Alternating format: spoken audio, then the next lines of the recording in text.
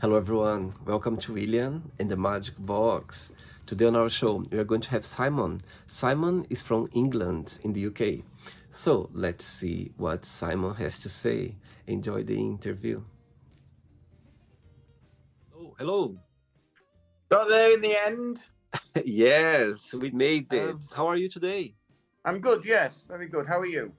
How was your day? Good, yeah, I had a good day today. I have two lifestyles. One really unhealthy and lazy, which and then another one which is really productive and active and healthy. And it's just a case of trying to keep this one going longer than this one. And sometimes this wins and sometimes this doesn't. Yeah, I think all of us, we have those sides where we just want to relax and have, as you said, the lazy moments. And the other side is always pushing us to be active and carry on with things. Yeah. Yeah, my day's been well as well. It's been a great day. It's busy. It's good to be busy. I love being busy. So, Simon, tell me, where are you from? From Grimsby, which is north of England. If you know Lincoln, it's about 40 minutes north of Lincoln. Okay. Yeah, near Hull. Actually, I've been Hull before. Yeah, everyone knows Hull, but not Grimsby. But Grimsby is just below Hull, over the Humber Bridge, coming back down south. I see. And that's the place where you're born and raised? Yeah, born and raised in Grimsby, yeah. So tell me something interesting about the city. It's a town. It's a town, yeah. Tell me something interesting about the town. But the good thing about it is it's joined with Cleethorpes, which is like a seaside resort, which is like a real nice seaside resort. It's obviously popular with tourists, and we've got a pier, a long promenade, like lots of nice places to walk, dog walks and stuff like that. So we've got the town, Grimsby town, and then Cleethorpes. So it's quite nice to have them both, really. I see. And all your family live there as well? Yeah, family, yeah. See? And what do you do for work, for living, Simon? At the minute, I do car boots and market stalls with me boss from Grantham. So he's been doing it for years, and I was out of work and doing car boots just to make a bit of extra money. And he's a bit older, and he was getting a bit. He was getting too hard work for him. So I said, well, so we teamed up. So I sell stuff on Facebook and stuff like that, and he does the car boots and markets, and then I go help him as well. So we sell all different. It's different every week what we sell. I see. Yeah. Who is that to say? Who is that? This person? It's my boss called Gary. Ah, okay. So it's his company sort of thing, but I work for him. But yeah, we've been doing it for a couple of years. So he knows a lot of people down Birmingham and London, and he'll buy a lot of bankrupt stock for cash. And then we sell it in car boots and markets. So, yeah. I see. Okay, so for the journey, I'm going to explore a little bit more about your life and also about your point of views, okay? Okay. So before we start our journey, Will in the Magic Box, I would like you to tell me something interesting about yourself. I've just got out of jail. Oh. Yeah. That's very interesting. Yeah, that's why I thought I'd tell it. It's unusual, isn't it? Yeah, I had to do. It was my own fault because I got driving whilst a DUI during COVID about 2-3 years ago, and then I never went to court. And then because I didn't go to court because I completely forgot all about it, and then it sort of snowballed, and then I had to do 10 weeks. So that was a bit of an experience. I see. Now we are back to where we are now. Yeah, out and about and. Yeah, so life's a journey, isn't it? Sometimes we're up, sometimes we're down. Absolutely, I think that's what life is about. But the thing is, when all of us, we're gonna fall one point, yeah. But how you pick yourself up, that's the biggest challenge. That's what I believe. And I sort of try it as a sort of draw a line in the sand, come out, just get back on track, start doing my stand-up comedy now. Writing a book. Yeah, I'm just started doing stand-up comedy. So I did my first one on last Monday in Manchester, but there's like 200-300 people there. But I'd never even held a microphone before, so I had to go on stage and do 5 minutes. I did all right up to 4 minutes 10 seconds, and then I was a bit overwhelmed, so I completely lost track of what I was saying. But all the crowd was cheering me, come on, try and get it the whole place was cheering for me to get it back. So it was good and bad, because I did learn that when I went on, because obviously it was when you first go on stage, you just expect people to be staring at you, saying, "Who's this idiot?" Don't you? Because you don't. So it was nice that I got the laughter where I wanted, and the crowd was on my side. So I've obviously got that likability factor that you need to be a successful comedian, which is what I was, because material and performing is not easy, but anyone can do it. But to have that little bit of extra magic, I call it, and obviously I've got that. So that was one good thing I took away from that. And obviously I did lose my way, but next time I do it, I'll have the anxiety will decrease by 20% and my confidence. So I'll have that bit of better balance. So yeah, I'm doing it again in Sheffield on Monday, just an open mic night, and then I'm back in Manchester in about 3-4 weeks to do it again. So wow, yeah, I think you know, everything in life, when you're gonna do those things that you never done before, you need to break the ice somehow. You know, you broke already. Now you know there's always a moment where you need to, you know, deal with your nerves, deal with the situation, with yourself. You know, it's not easy. I remember myself when I started doing the interview as well. There was one point that I literally felt like, oh my God, what I'm going to do now? So I need to go through that moment as you did to, you know, to learn and to get, you know, yourself more confident, more comfortable. And you're going to learn with the journey as well. Like every time you do, you're going to learn more and more. It's always learning. Yeah.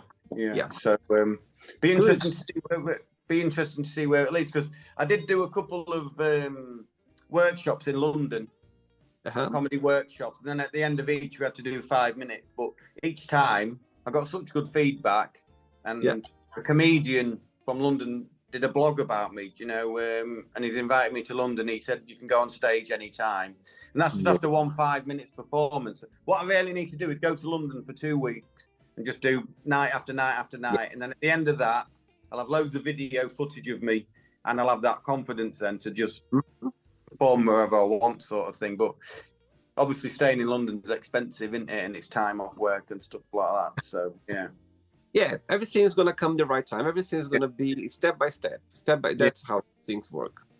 Simon, are you ready to go on a beautiful journey through your memories in life and to share your point of view? Let's go. Amazing. Welcome to William and the Magic Box. So this is my best.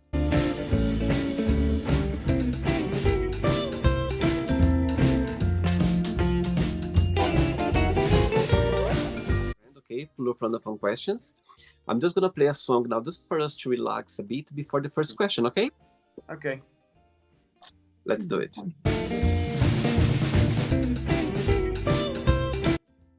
Okay, Simon, before we start the game, during the journey, if it comes up a question that you don't want to talk about, some reason you don't want to answer, always can change, okay? Okay. First question for you is, what makes you a unique person? I think my humour, it sort of makes me stand out a little bit from everyone else. I don't know where humour comes from. Is it intelligence? Is it awareness? Is it, you know, just being empathetic and, you know, understanding what's going on around you and taking it all in and then trying to produce something funny? Is it a defense mechanism?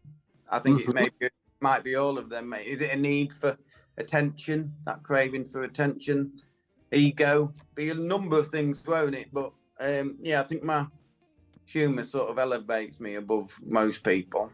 And you always been this way, like you always have ever since I was little. I can always remember just wanting to make people laugh. I don't know, I mean, there's nothing wrong with that, is there? But it obviously can get on people's nerves. Yeah, but it comes from a good place. It's just being yourself. It's just being yourself, and I think people appreciate that for sure. Yeah. Hey. My friend always says I'm inappropriate, but she laughs when she says it. So I don't know whether to take her on her word or not. Next question. Let's do it.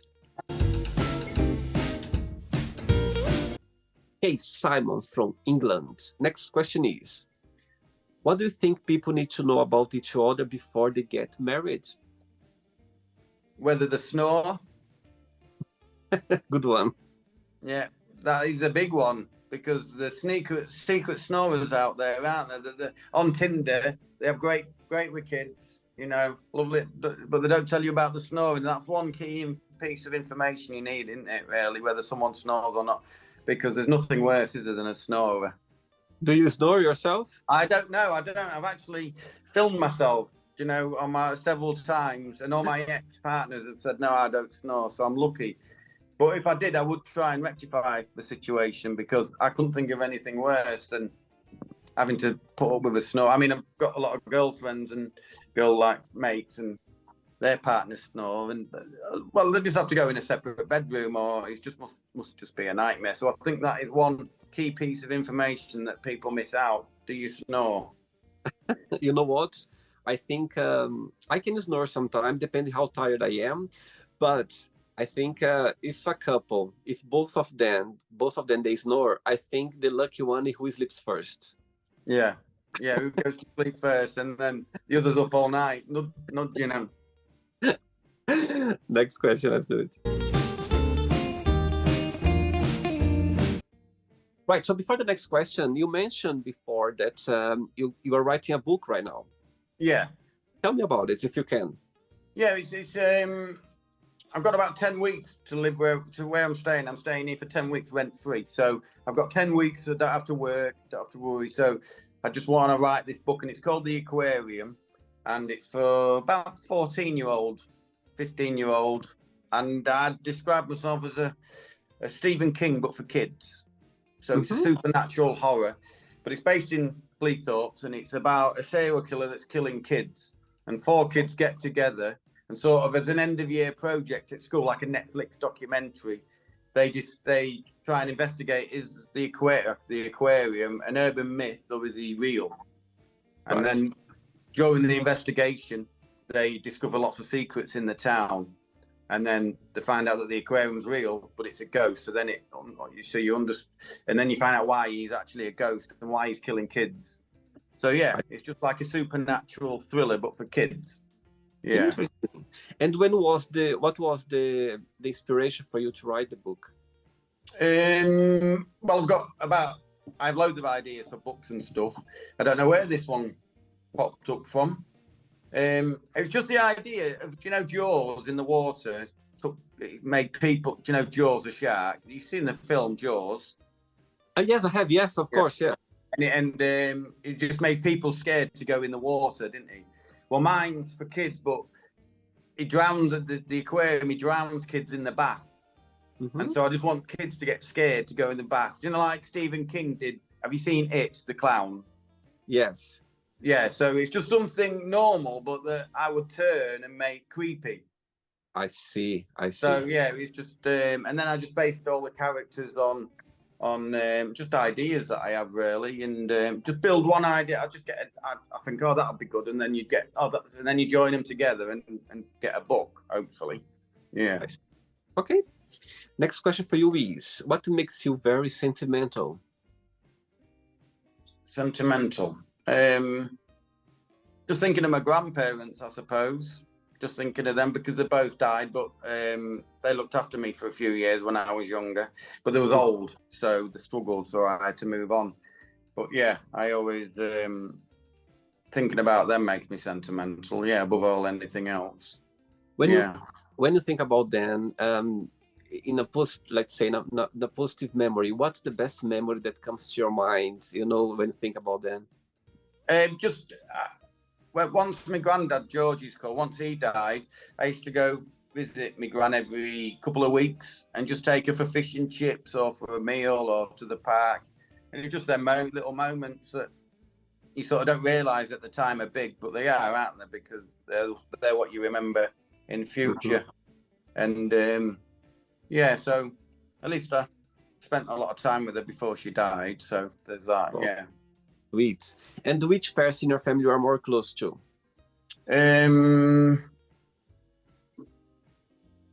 Probably my stepbrother. Yeah, I lived with him for a couple of years, and we weren't close, but just that familiar, comfortable sort of familiarity. Yeah, so probably my stepbrother. Yeah. All right. Next question, Simon. Let's do it. Hey, next question for you is, what is the most beautiful thing someone has ever done for you? It was an old teacher called Ron. When I was younger, I was in a detention centre because I got in trouble when I was younger, and I went on the education wing for something to do, to get out of the cell. And he took me under his wing and taught me how to read and write, basically. This was pre-internet, so it was just pen and paper and textbooks.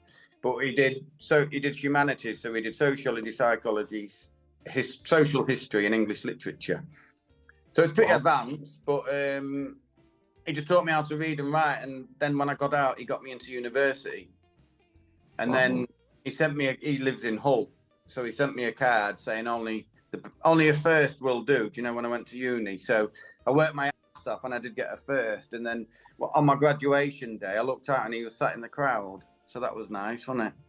Oh my God, I got goosebumps now saying that. So if it wasn't for him, I don't know where I'd be today, because obviously education sort of allowed me to partially escape my past, basically. So yeah, if it hadn't been for Ron, and then I went on and did a master's and got a first in that as well. So I'm quite clever academically, but just yeah. So it was always Ron just taking me under his wing, recognising that I was obviously partly intelligent, and just following it through as well, because he didn't have to. When I got released, he made sure to contact me, kept in touch. Oh, he got a computer, he got lots of funding for me to get a computer and a flat set up. So yeah, we still keep in touch. Yeah, we still keep in touch. So that's nice. That's so nice, Simon. And the beautiful thing is, I can see how grateful you are for him. As you said, to have you under his wings, like protecting you because he believed in you. He could see potential in you. I think that's so beautiful. Yeah, and obviously, even all these years later, I mean, I don't know where I'd have ended up if I hadn't met him. I'd probably be doing life or something like that, because one thing leads to another when you're younger, doesn't it? But he just took me out of that system. Wow. And moved me into another system, which is quite good for someone to do. It's quite a beautiful thing for someone to do, isn't it? To follow it up. I mean, absolutely. He took his time for you, and I think that's the most beautiful thing. I think we are so busy with our own lives, and when someone take their time for us, I think that's it's priceless. Yeah. I can see him watch the interview right now and he's smiling, just knowing that you recognize that. Beautiful. Yeah. Good guy. Ready for another one? Yes, let's go. Let's do it. Next question. Okay, Simon, next question is that a dream you always had? Yeah, to write a book. And it's happening now. Yeah, I'm getting on with it. Yeah, finally. A little bit late in the day, but better late than never. Totally. It's never late to write a book. My goodness. I think you can write a book anytime. Yeah. And I'm stupid, really, because several times I've sat down for 2 or 3 months and got a book plan together and a few chapters, and I've sent it off to agents. And I've always had an agent write back saying, we love it, finish it. And I never have. I'm just stupid. It's just a wasted potential, really. And all my mates say, write that bloody book, write that book. And sometimes it's easier said than done, isn't it, when you struggle with yourself? So, absolutely. To write a book is always, I mean, even if it gets nowhere, even if it doesn't get published or no one wants to read it, I don't care about that. It's just the mental challenge to overcome of actually completing a full book. It's just an accomplishment, because not many people can. It's a bit like stand-up. Not many people can do it in the world, can they? It's the same with writing a book. There's only a small percentage. Doesn't matter whether it's good or bad. Like my mate Wes wrote a book, and everyone said, "Oh," I said, "It doesn't matter if it's good or bad. He's done what a lot of people in the world can never ever do. It's just that small." Same with, as I say, same with stand-up and certain other things in life. That's what sort of attracts me to it. Is that different, like getting a degree or a master's, or Yeah. And I think as well, it makes sense what you're saying. What I think is you are writing this book for yourself, not for. Of course, you want Yeah. to get published. You want people to read it. Of course, everyone when they do something, they want people to see it, to you know what I mean, to understand that. But as you said, at the end of the day, it's for you. You are putting there what you always wanted, and whatever you get, it's for you. Yeah, because you're the one sat there for 4, 5, 6 hours in front of a laptop, aren't you? No one else.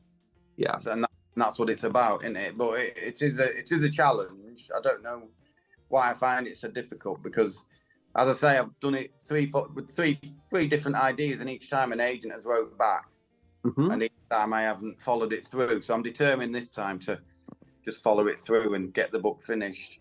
Amazing. I'm glad we are connecting during this time of your life.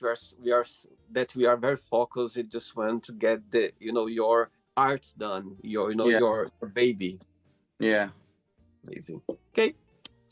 Next question. Let's do it. Simon, before the next question, of course, we got connected through TikTok, yeah? So my question for you is, tell me your inspiration to start your account on TikTok. What is your inspiration to put your videos, to express yourself out there? So I've been doing funny videos on Facebook for probably about 3, 4 years now. I'll just point the camera at myself and just be stupid, really. But it always gets quite a lot of views, like 4,000 or 5,000 views on Facebook. Wow. Yeah. So then TikTok come along, and my mate Leanne said, "Oh, TikTok." I said, "Oh, I've never heard it. What is it?" She said, "See if you can go viral." So I said, "Yeah, all right, then I'll try it." So I put a few videos on, and it didn't really go anywhere. But then I put one on about I was staying in Leeds, so I just got in bed, and I said, "Oh, the escort's just cleared off. Thank God." I ordered a Brazilian, and it was a ginger. So I just told a funny story, just made it up, and it had like 1.5 million views in about 3, 4 days. So, oh God.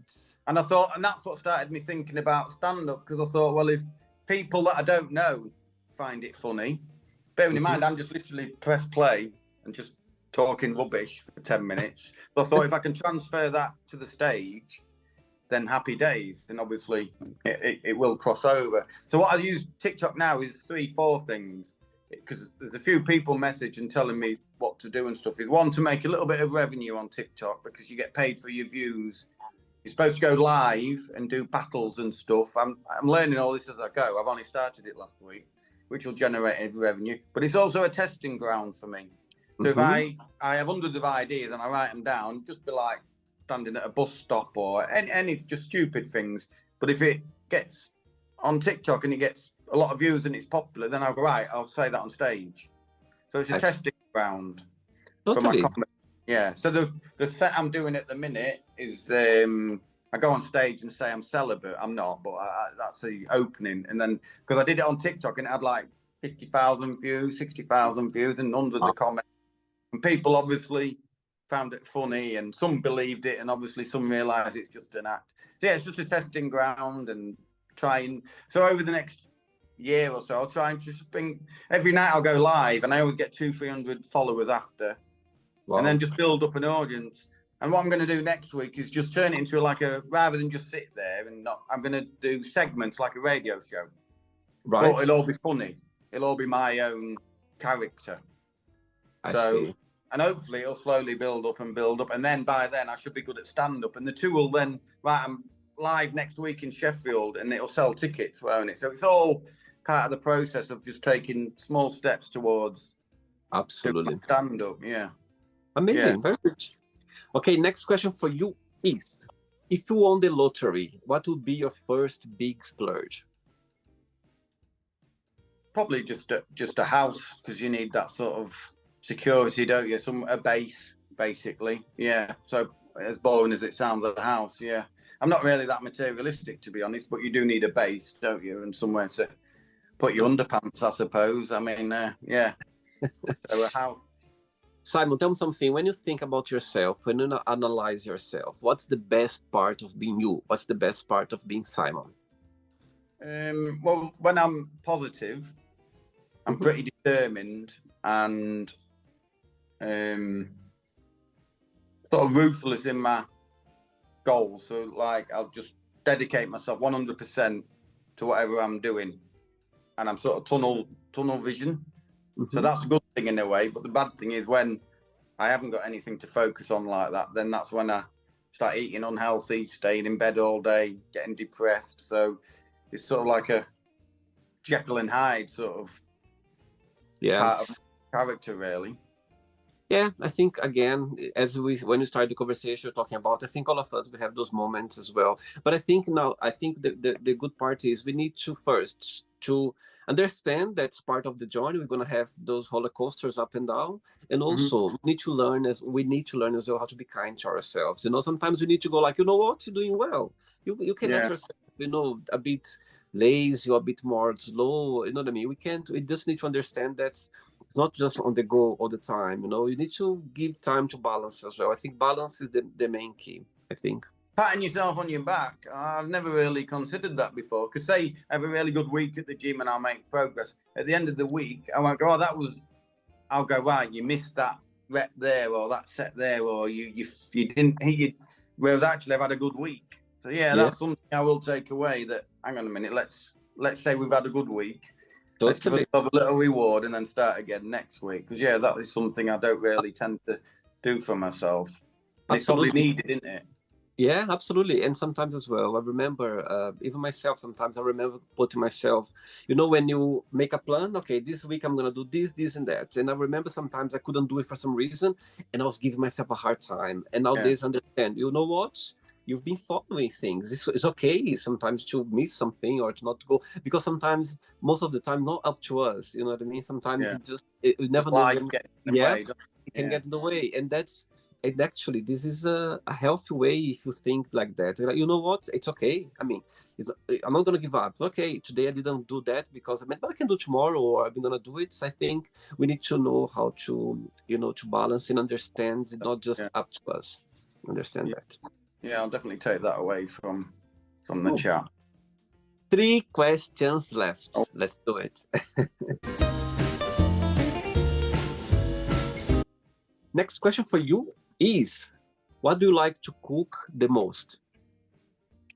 Omelettes. That was straight away quick. Yeah, because they're just so quick and easy to make, but they're healthy, filling and nutritious, aren't they? And you can have any toppings with them. You know, it takes 1, 2, 3 minutes to make it. Well, that's how long it takes me to make an omelette. And they're a cheap, perfect, nutritious, healthy meal, aren't they?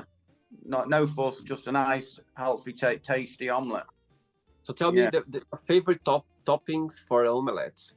I'm like quite simple. I would just have cheese, tomatoes, tin tomatoes, avocado, and then just like some salmon, fresh salmon, smoked salmon, something like that. Yeah. Tell me one food that you could eat for the rest of your life, that you're never gonna sick of it, and tell me something that you cannot eat at all. That I'd like to eat that I'd like to eat for a long. Yeah, tell me something that you could eat every day, that you never got sick of it. You could eat every single day. Your favorite food? Spaghetti bolognese. Okay. Yeah, well, meatballs and spaghetti. Yeah, I like something. It's quite filling, isn't it? Like a wholesome family meal, isn't it? Really, meatballs and spaghetti, or spaghetti bolognese. Yeah. And what wouldn't I want to eat? You know, I'm not really that fussy about food. What couldn't I eat for? What about you? What couldn't you eat for the rest of your life? I'm like you as well. I'm very easy with food. I love food. I love eating, you know, tasting food, and but something that I cannot eat because it's too spicy food, like very, very spicy. I cannot eat because I don't taste it properly, because it burns. It's too spicy, and I have too much liquid, so I don't enjoy it. But besides that, I'm very easy with food. I'm literally very easy. And I would say the same. I don't see the point in food that burns your mouth, so it kills all your taste buds. But I know a lot of people enjoy it. But for me, it'd be boiled eggs. I'm quite happy not eating a boiled egg again for the rest of my life. Oh, really? That's because when we was younger, we used to travel to Spain, but we'd drive all the way to Spain. But my parents would make boiled eggs. So it was all right for the first day, but by day 4 of traveling, the eggs were a little bit rank, but they still made us eat them. So I always have that phobia of boiled eggs because it reminds me of sitting in the back of the hot car eating a 4-day-old boiled egg. Amazing. Very good. 2 questions left. Let's do it. Simon, before the next question, 2020, the world went upside down, regarding the COVID crisis. Tell me, for me, a positive outcome that came through those challenging journey that, all of us, we literally, had some very down moments, uncertainty, nobody knew what was happening, mental health, people, they were literally, having a bad time, all of us. But I think in the end of the day as well, all of us, there was a positive outcome, out of that. For you, personally, tell me something positive that you brought from that challenging journey. Well, I actually quite enjoyed COVID because I got to spend a lot of time with friends that are normally always at work. So it was a time just to go for walks and contemplate, that, because at the time, especially at the beginning, it was almost like the world was going to end, wasn't it? It was like Armageddon. It was airing in China and Italy and places like that, the hospitals was overrun, and it was looking pretty bad for a while. Obviously, then it turned out it wasn't as bad as we thought. But I think, just that time with friends and family, and just appreciating that we're not in hospital. And obviously afterwards, there was like Tik Tok got big from it, didn't it, really, because of COVID. And then people working at home. So now a lot of people have got the advantage of working at home. So there was some benefits. I'm trying to think of, there's probably many more, but none that I can think of at the moment. Just think all the money that was wasted, but don't want to go into that. I mean, yes. What about for you? For me, I can tell you, I literally, the Magic Box came out of that challenge journey. The show, yes, the show, it literally, I find myself in a very dark place. Yeah, I literally found anxious, mental health. I didn't know what was happening. I was feeling anxious about the future. I didn't know. But at the same time as well, I got to kind of get to know myself a little bit better, you know what I mean? Get to explore things that I never explored before. And suddenly one day I went for a run in the park, and what happened? This idea came along, and I was like, oh my God, that's something that it meant to happen for me. So yeah, for me, the biggest positive impact in my life was for me to be able to explore myself and get to this place in the Magic Box, for sure. Yeah, a lot of people used it to their advantage, didn't they? And wrote books, screenplays, and so it was a time. Some people used the time, didn't they, positively, and then obviously a lot of people didn't. So, but that's just, you'll always have that divide, won't you? That people will use time and others will use it to their advantage, won't they? Yeah. Absolutely. Okay. Next question for you is, I think this one is going to be easy because I could see in your arm already.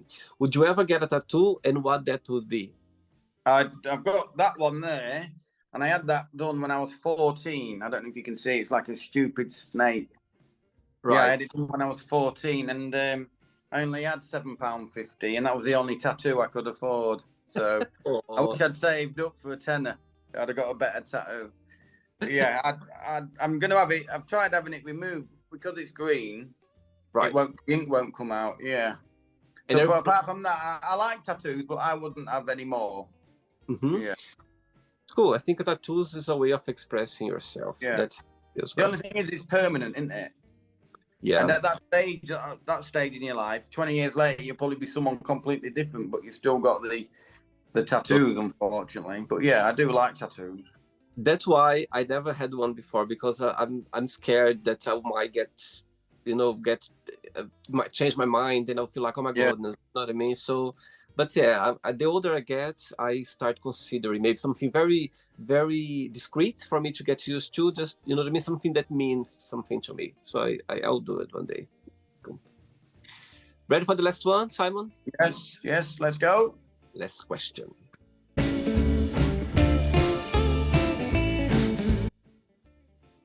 But before the last question, people watch the interview right now. Maybe they would you like to start writing a book the same way as you did? It took for you a while to get yourself focused, you know, and maybe they're in the same situation as you. They didn't find a way to start for different reasons. What will be your best piece of advice for those people? You're never gonna write a bestseller the first time, or be good at stand-up the first time. It's going to take a lot of attempts. So don't worry about the failures. Just keep going and going until you write that book or get up on stage and hit you. So yeah, it's just you're never going to be successful the first time, really. The first draft or the first page or the first chapter. But it's just a case of keep going in and being consistent and dedicated and disciplined. And then hopefully in the future, you might be successful, or at least finish what you started. But yeah, that's my piece of advice, I suppose. Amazing. Last question is, if you could sit down with your 13-year-old self, what would you say? Probably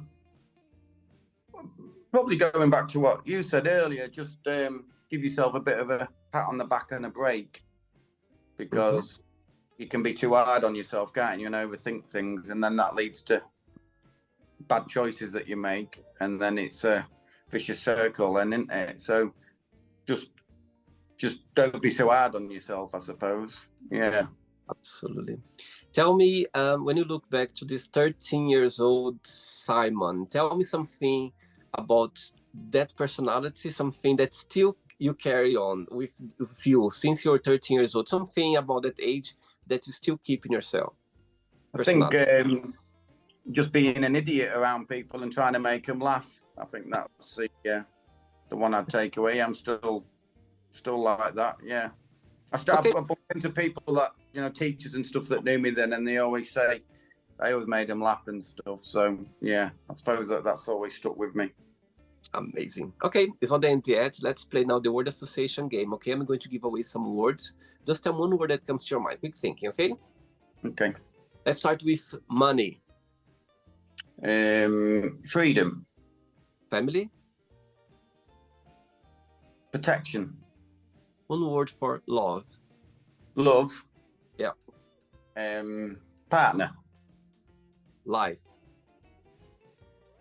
Dreams. Sex. Pleasure. Politics. Waste. Religion. Unnecessary. Fear. Fuel. Friendship. Help. Desire. Craving. Good one. Regret. Plenty.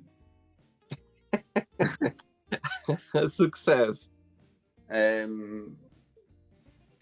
Success is materialistic. Wish. Wish. Yeah. Aladdin. Happiness. Holidays. One word for England. Opportunity. Good. One word for stand-up comedy. Nerve-wracking. Look at your face. Straight away you start smiling. And the last one, if you could define your book, in one word, what that would be? Thriller. Good. Yeah. Let's pretend now I'm going to meet your best friend for a coffee, and I'm going to ask your best friend, tell me the most beautiful thing about Simon, and tell me something that he still needs to work on, to improve on. What your best friend would say? Probably that I'd do anything for anyone. Helpful, yeah. And that I need to work on is my discipline and consistency. Yeah. What's your star sign, Simon? Leo. Ooh, like to be in charge. Interesting.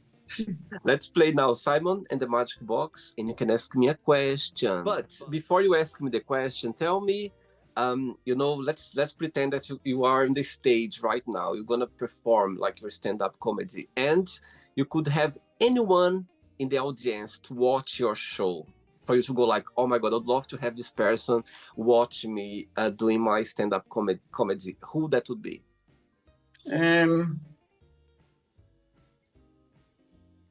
George Carlin.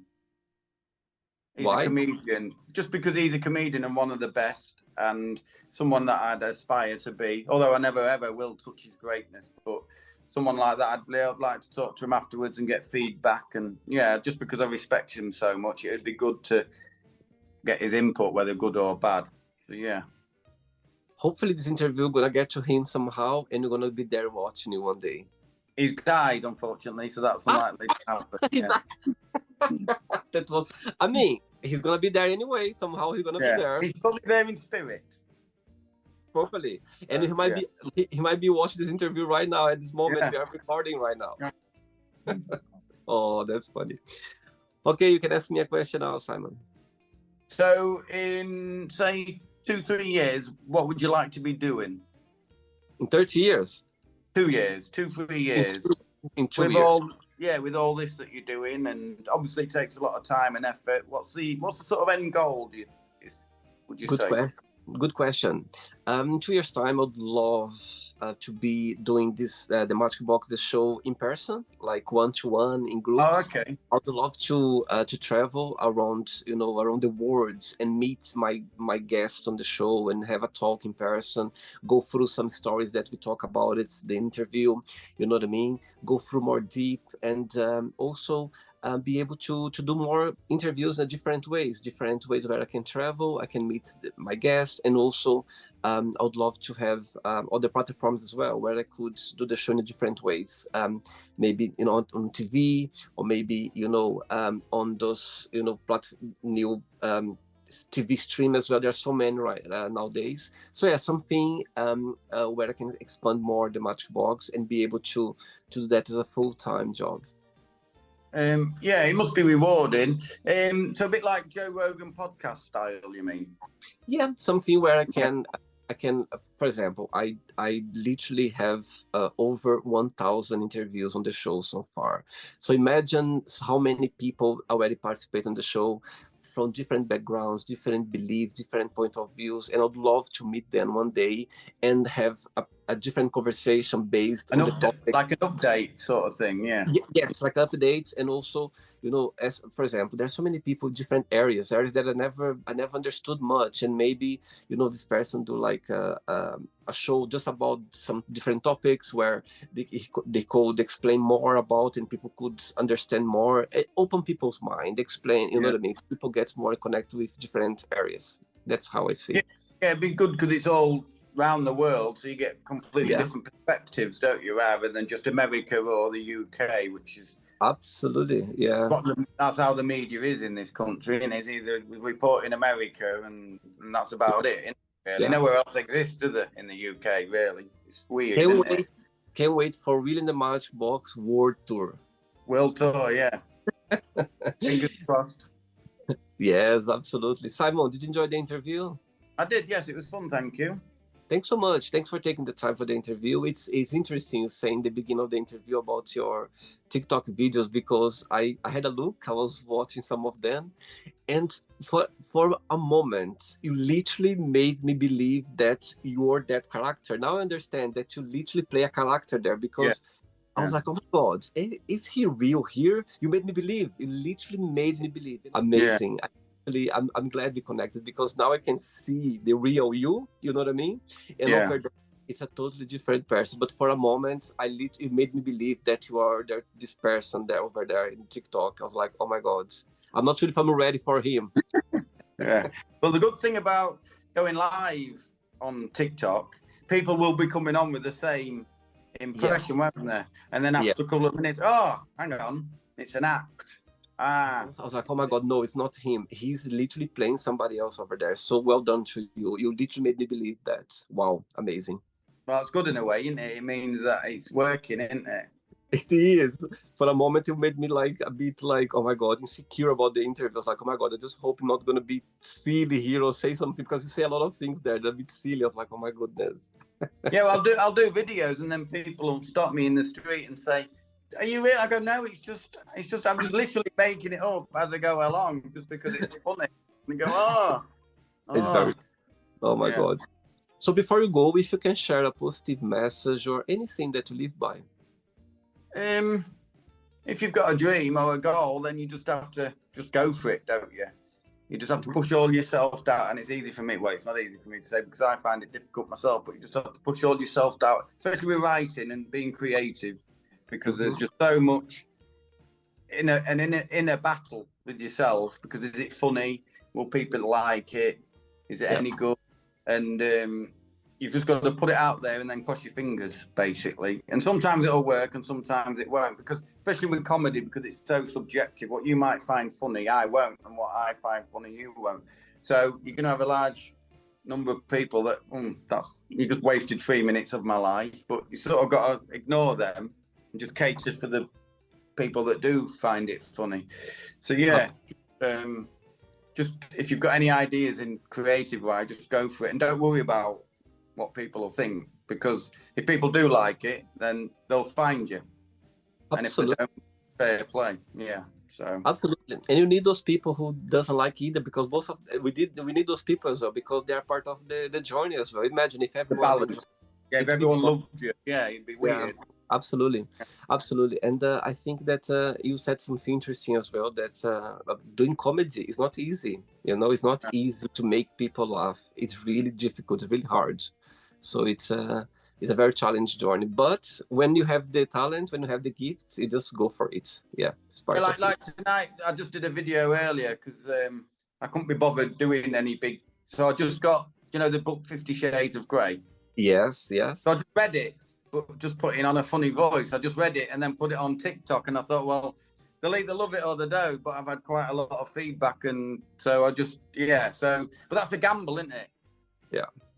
They could come on and go, what's this rubbish? Or what are you doing this for? Or they could go, oh, they get it. They go, oh, he's just taking the mickey. So yeah, it's having that sort of it's just a gamble, isn't it? And sometimes you'll win, sometimes you'll lose with comedy. So absolutely. Yeah. Thank you so much. Good luck with your book, with your career, and you keep in touch. It was a pleasure having you on the show. Okay, thank you very much. Thanks for having me, and good luck with the interviews in future. Thank you so much. Magic Box on tour. Yes. Keep in touch. Have a good night. Thank you. Cheers, mate. Bye-bye. Bye-bye. So, did you like the show? Don't forget to give a like, to share it, and also don't forget to subscribe to the channel. And if you'd like to be part of the show as well, first, subscribe to our channel, and after that, just go to our website, www.williamandthemagicbox.com, and send us a request saying why you'd like to be part of the show. And I see you there. Bye bye, see you next time.